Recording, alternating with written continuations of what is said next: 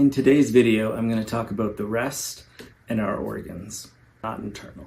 So when we first started the band The Rest back in 2003, there was 6 members in the band to start off, and we had this organ, this huge organ. And I remember carrying it from one practice space to another practice space, and it was so heavy. Thank goodness there were 6 of us. We kept taking turns carrying it. I remember carrying it down the road, and cars would drive by, and you could tell that they're thinking, what are these guys doing? And when it was your turn to hold it, and you were the one carrying it, you were thinking, why did I join this band? What are we doing? That organ, I love the sound of that organ. You can hear it, especially in the song Innocent Fools. You can hear the opening sounds is that organ.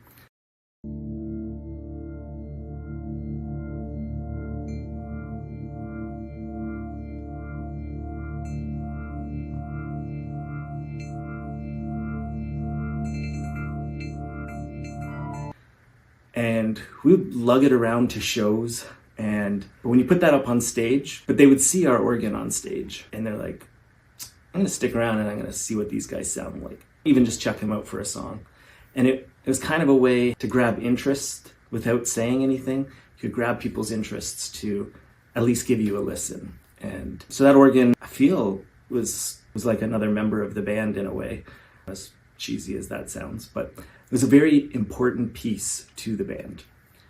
And even though I hated that thing, I loved that thing, but I hated that thing because it was, as I've mentioned many times, so heavy. And you'd have shows and they'd be like, oh, it's on the 2nd floor of the venue. That's where you're playing.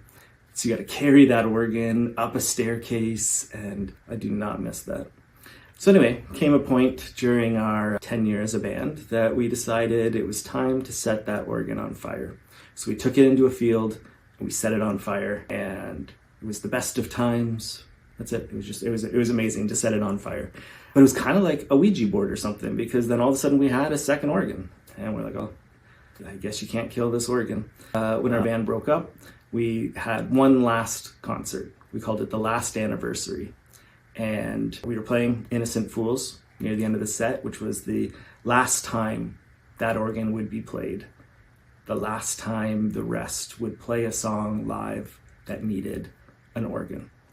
So right near the end of the song, as we're all getting into the song, rocking it out, our singer Adam Bentley pulls out a sledgehammer and smashes that organ to pieces on stage.